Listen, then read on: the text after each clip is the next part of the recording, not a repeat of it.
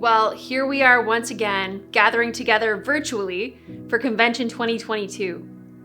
I'm going to go out on a limb and guess that the last year hasn't gone the way you expected. When 2021 was beginning, we all had high hopes of this pandemic coming to an end and our lives getting back to something like what we considered normal. But once again, things didn't go as planned, did they?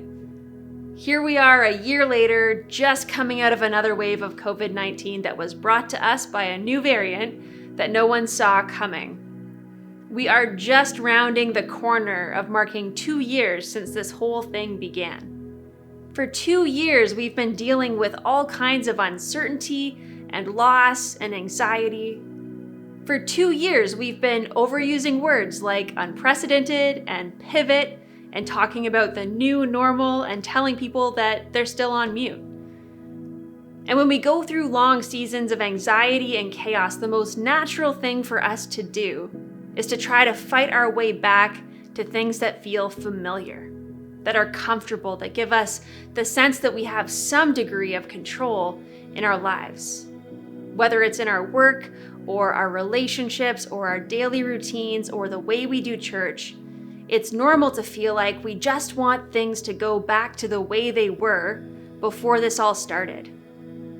But when all of our energy and attention is focused on trying to get things back to what feels safe and familiar, we can miss the ways that God is working in our lives to move us towards new and beautiful things. Seasons of upheaval have a way of pulling things to the surface in us, of revealing what really matters and what really doesn't. They give us the opportunity to take an honest look at the way we've been thinking and living, and what adjustments God's inviting us to make so we can be the people that He calls us to be and live the lives He calls us to live. When I was fresh out of high school, I did a discipleship program called Out of Town that involved traveling to all different kinds of places across Canada and then down to Guatemala with a group of 35 young adults. And I'll never forget the struggle of packing the night before I left.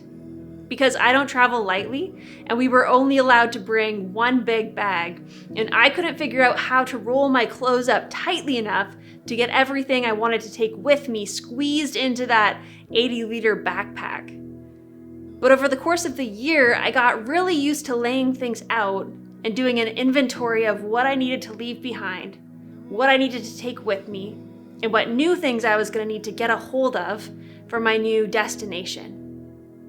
My winter boots were really important when we were staying at a camp in the Rocky Mountains in the winter, but there was no sense lugging them around on a beach in Guatemala. I always double-checked to make sure that I had my wallet and my Bible and my old school iPod video with me as I was packing up. But the clothes that I wore horseback riding went right into the garbage after that little expedition because the smell was so atrocious that I was sure everything else would be at risk if I tried to salvage them. And as we move through different seasons of our life, we have the opportunity to do the same kind of thing. To look at the things we've been carrying with us and to decide what we need to let go of, what we need to hold on to, and what we need to open ourselves up to as we move forward. We have a God who's on the move, who loves us, who's always seeking to let His kingdom break into the dark places of our lives and move us towards wholeness and healing and restoration. So we don't need to try to go back to what's comfortable. Instead, we can move forward with an openness to all that God has for us next, knowing that He's with us and we can trust Him even when the road ahead looks unclear. As we gather this weekend as a family of churches to look back over the past year and to imagine what God has in store for us on the road ahead, let's start by taking some time to reflect on those things in our own lives.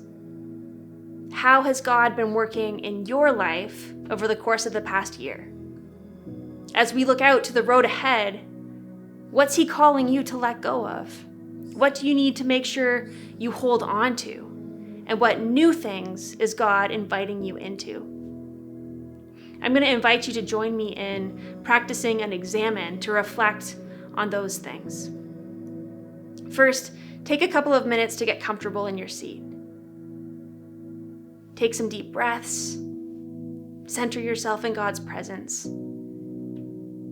And let yourself be reminded that right now, in this moment, God is with you. He sees you. He knows you. He loves you. He's as close as the air that you're breathing. Let that sink in. Focus your attention on that as you breathe in and breathe out.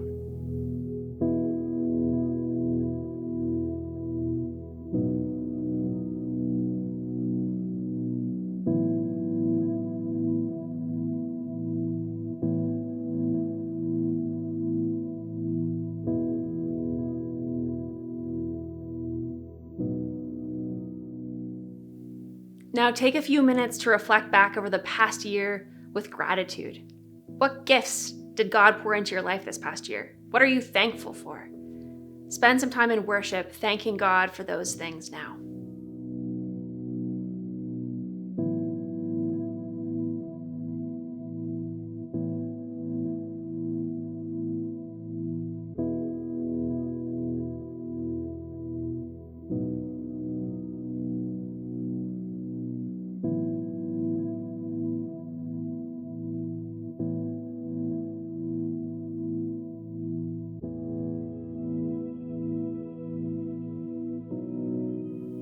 And now as you prepare to set out towards the road ahead, what do you need to let go of? Is there anything that you've been carrying that's been weighing you down? Is there something you've been hanging on to that served you well for a time, but now it's preventing you from opening up to what God's calling you into next? It could be a habit that you've gotten into. It could be a way of thinking. Maybe it's a fear or resentment or shame. What do you need to let go of?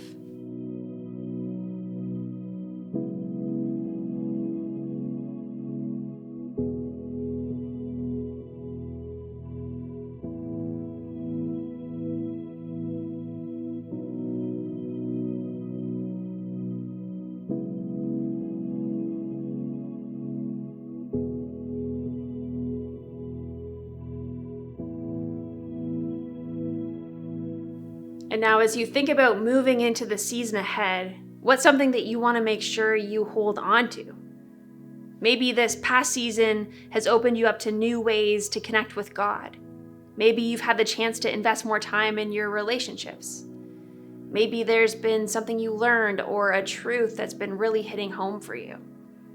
What's God calling you to make sure you take with you as you set out on the road ahead?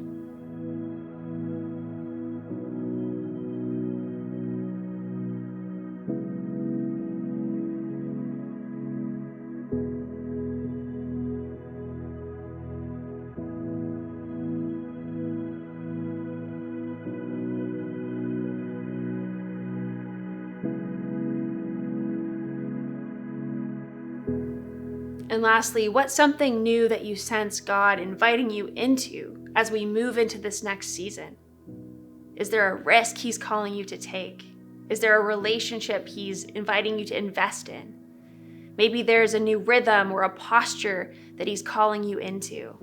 What's God inviting you into as we set out on the road ahead?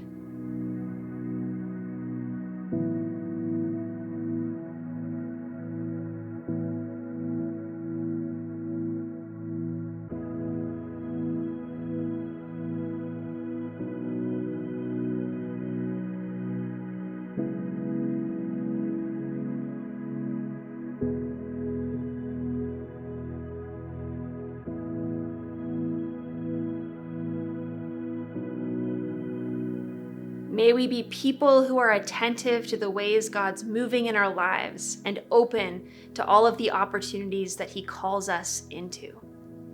We're going to look at Psalm 25, verses 3-5. And as we read it, I want to invite you to make this your prayer.